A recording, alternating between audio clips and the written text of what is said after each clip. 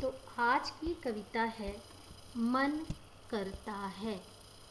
तो इस कविता के अर्थ को समझने से पहले, अर्थ मतलब व्याख्या को समझने से पहले, कविता के भाव का अर्थ समझने से पहले हमारे लिए यह आवश्यक है कि हम शब्दों के अर्थ से, उसके उच्चारण से भली भांति परिचित हो जाएं।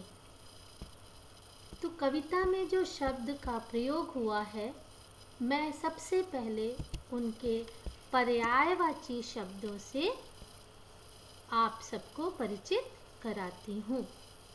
पर्यायवाची कहा जाता है एक ही शब्द के अर्थ के लिए भिन्न भिन्न शब्दों का प्रयोग। जैसे पहला शब्द है सूरज। अब सूरज के लिए हम सूर्य, दिनकर और रवि आदि शब्दों का भी प्रयोग करते हैं।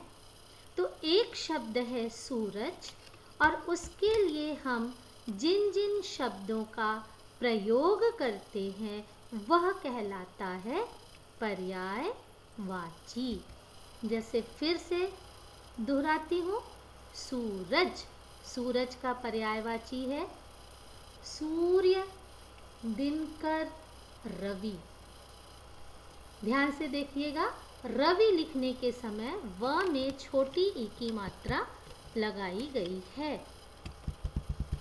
दूसरा शब्द है आसमान। अब आसमान के लिए हम गगन, नभ और आकाश जैसे शब्दों का भी उपयोग करते हैं। आकाश में श जो है शक्कर का प्रयोग हुआ है, आकाश। अगला शब्द है चंदा। च पे देखिए बिंदु लगी है, चंदा। और उसके लिए अन्य शब्द हैं चंद्रमा, शशि, हिमांशु। अगला शब्द है मन करना। मन करना अर्थात इच्छा, अभिलाषा और चाह। जो भी हमारी इच्छाएं हैं, हमारा मन जिस काम को करने के लिए चाहता है, तो मन करना के लिए पर्यायवाची शब्द होंगे इच्छा, अभिलाषा और चाह। यहाँ पर अभिलाषा शब्द में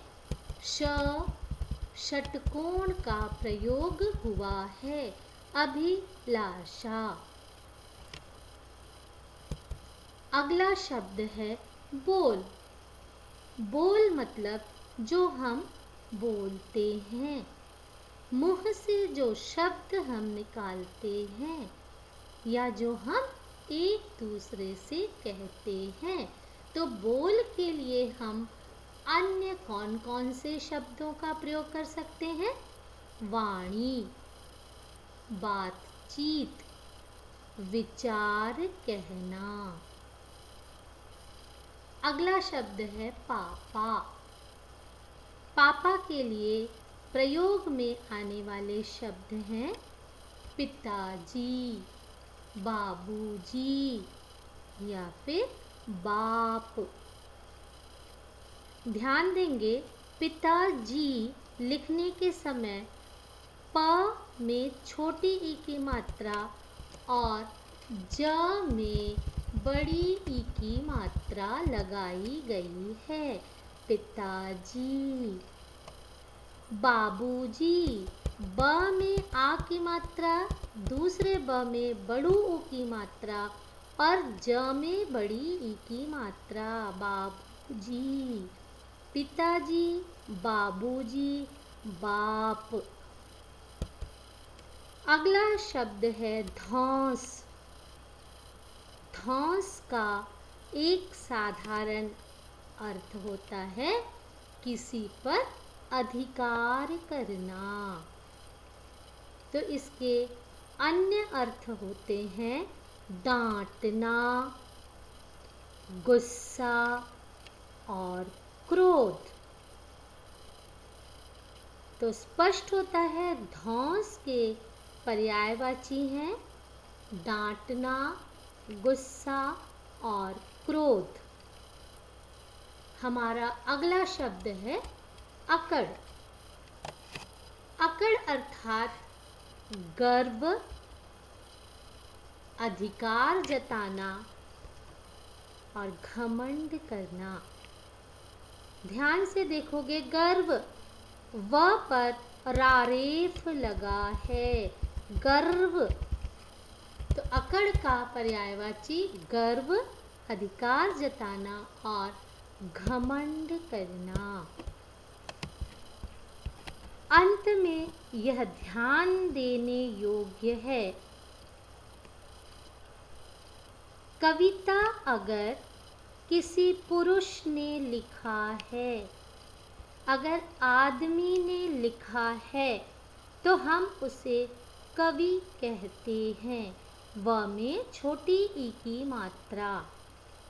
और अगर किसी स्त्री ने लिखा है तो हम उसे कवयित्री कहते हैं, कवयित्री।